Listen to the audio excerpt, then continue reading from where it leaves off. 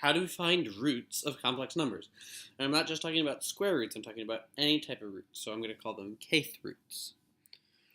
So the simplest idea of this is the idea of like, what are the cube roots of 1? We know that the square roots of 1 are positive 1 and negative 1. So what are the cube roots of 1? Well, the idea here is that we know that 1 in polar form is cosine of 0 plus I sine of 0. But then again, if we're plotting that on the complex plane, that's here, and it's the angle 0. But if I went another 360 degrees around, it would also be cosine of 360 plus I sine of 360. So the way we can write all of those is with our general form.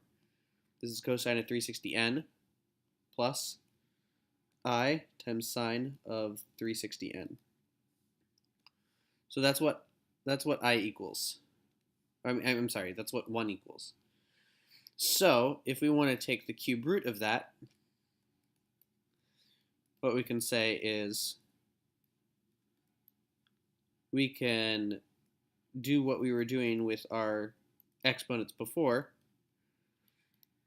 and take this 1/3 and distribute it into the angle. So this is going to be cosine of 120 n plus I sine of 120 n. So what are the cube roots? What are the cube roots of 1? Well, there's cosine of 120 plus I sine of 120. There's cosine of 240 plus I sine of 240. And let's not forget, if n is 0, cosine of 0 plus I sine of 0. So because these are easy numbers, we can simplify these and say that this is just 1.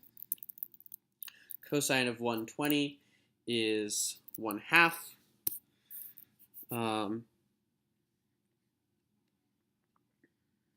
Cosine of 120 is 1/2. And I sine of 120 is I squared 3/2. I'm sorry, negative 1/2.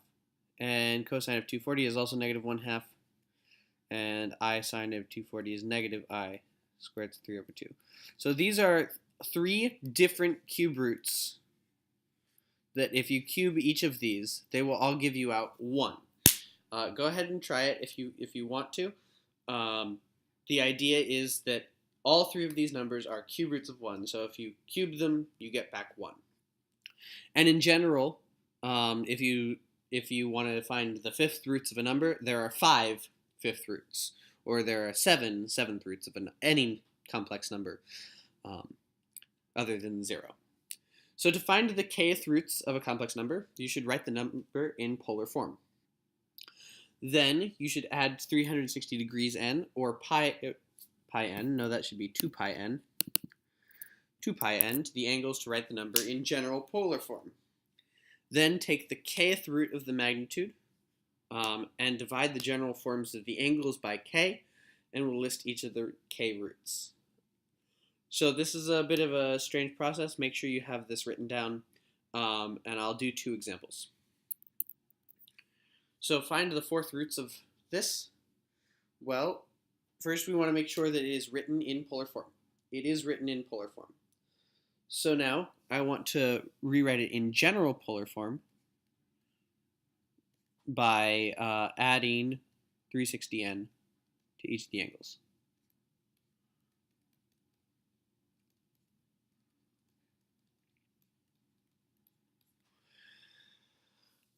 Now, because we're looking for 4th roots, we will take the 4th root of the magnitude, and we don't really have any special way of doing the 4th root of 6. If it were the 4th root of 16, we would still do the 4th root of 16 and get 2. And then for each of these, we will divide the angles by 4. So 120 divided by 4 gives us 30. 360 divided by 4 gives us 90. And same thing for the angle with sine. So we have 4 different answers represented here. And we should get 4 different answers. We have the fourth root of 6 times cosine of 30 plus I sine of 30. So that's the first answer. The second answer is the fourth root of 6 times cosine of, now I'm going to plug in n equals 1, so I'll get out 120. Now I'm going to plug in 2.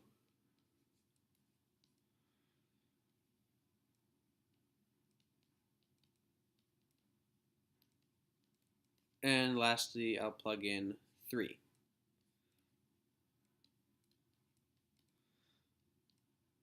It won't be 210. If I plug in 3, I get 3 times 90 is 270, plus the 30 is 300. So these are our 4 fourth roots. Now, depending on the way that the answer is requested, you can simplify this further and turn it into rectangular form. But these are the polar form answers. If you wanted to convert them into rectangular form, you can do that normally. List all solutions to the equation x to the 10th equals I. So the thing that's scary about this problem is that exponent of 10. That means that we're going to get 10 answers. Yes, it's going to be 10 answers. But we can still follow the same process. First, we want to write it in polar form, add 360n or 2πn to the angles, take the kth root of the magnitude, divide the general forms of the angles by k, and list each of the k roots.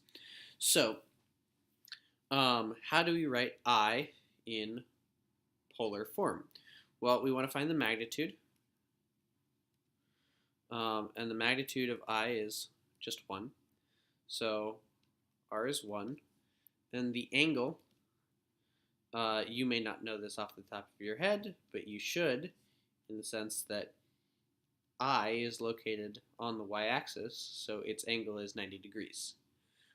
If you didn't know that, then you would still be doing 1, so the y-coordinate would be 1 divided by 0, and you're taking arctangent of undefined. Arctangent of undefined is also 90 degrees.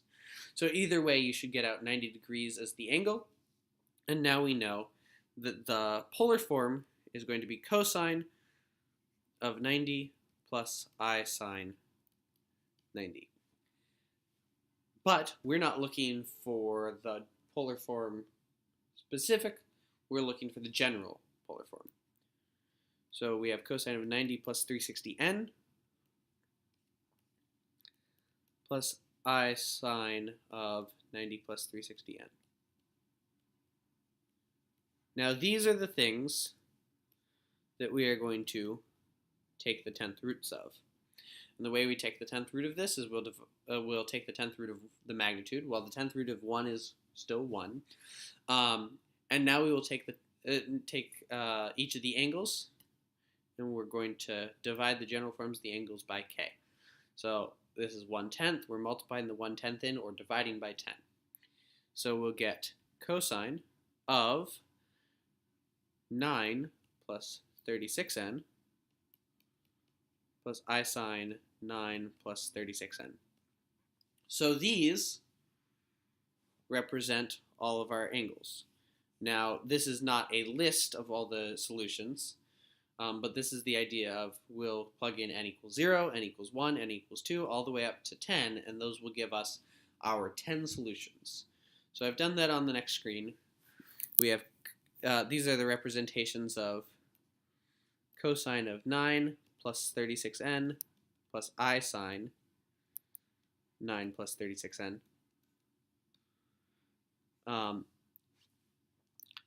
So this is n equals 0, n equals 1, n equals 2. So I'm just adding multiples of 36. And when I add 9 plus 36, 9 plus 72, 9 plus 108, I get this list of answers. So these are the 10 different 10th roots of I. Weird, yes.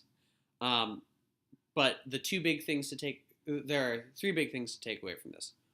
One, complex numbers have nth roots. Two, if you take the 10th root of something, there will be 10 answers. And three, this is the process for finding the roots of a complex number. Thanks.